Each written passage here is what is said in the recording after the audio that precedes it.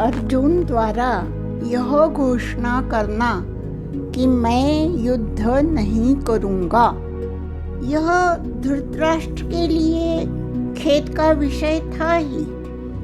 यह श्री कृष्ण के लिए भी चिंता का विषय था, क्योंकि यह युद्ध अर्जुन या दुर्योधन नहीं, स्वयं श्री कृष्ण लड़ने वाले थे।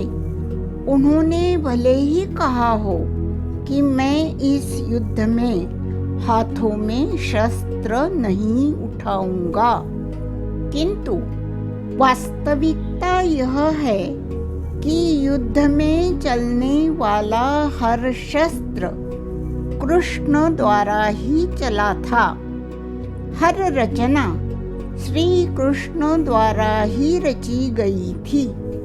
हर एक को कृष्ण ने ही मरवाया था, क्योंकि कृष्ण चाहता था कि इस पृथ्वी तल पर गिनती के कम लोग बचे, बाकी सबका जीवन यहाँ समाप्त हो जाए, क्योंकि श्री कृष्ण के जीवन का यही उद्देश्य था। वे द्वापर युग को समापन करने के लिए ही इस पृथ्वी पर अवतरित हुए थे। युद्ध न होने का अर्थ था उनके अवतार कार्य पर प्रश्न चिन्ह लग जाना। वे तो सब कुछ समाप्त करने आए थे, यहाँ तक कि अपना घर परिवार, नगर, राजधानी, रजवाड़ा सभी को उन्होंने समुद्र के अतल में विश्राम दे दिया।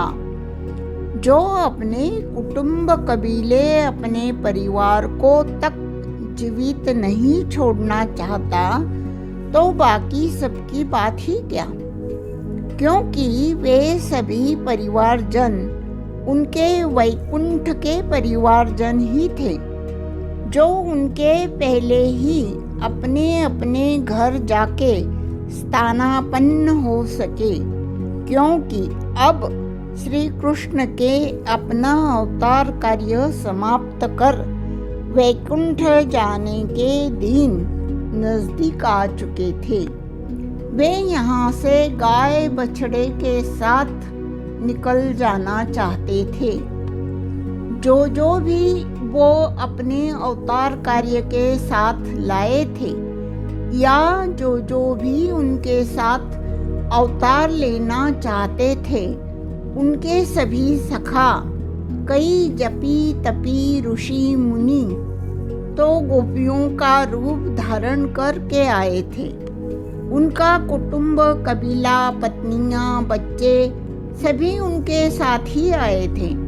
उन सबको व्यवस्था के साथ वापस भेजना था। हर एक जीव की, यहाँ तक कि पशु पक्षियों तक की चिंता और व्यवस्था श्री कृष्ण करते हैं, और उनके इस उद्देश्यपूर्ण कार्य में बाधा बन रहा था अर्जुन का यह संकल्प वाक्य कि मैं यह युद्ध नहीं करूंगा। इस वाक्य पर कृष्ण ने जो कुछ कहा, जो कुछ अर्जुन को सुनाया, वह अर्जुन के बहाने हम सबको युगान युग को बोधामृत पान कराया है। कृष्ण हसमुख है, आनंद निधान है, दयालु तथा कृपालु है। इसका मतलब यह नहीं है कि कृष्ण किसी से डरते हैं। वे तो वहीं के वहीं खरी खरी सुना देते हैं। किसी के दिमाग में अगर अज्ञान का भूसा भरा हो, तो वे उसी वक्त ज्ञान शब्दों की बौछार से सारा भूसा उड़ा देते हैं, किंतु सुनाने का उनका तरीका अलग है। वे किसी के दिल को दुखाकर अपनी बात नहीं कहते। छिका भी न टूटे और ज्ञान रूपी मक्खन भी प्राप्त हो जाए, ये उन्होंने बचपन से ही सीखा है।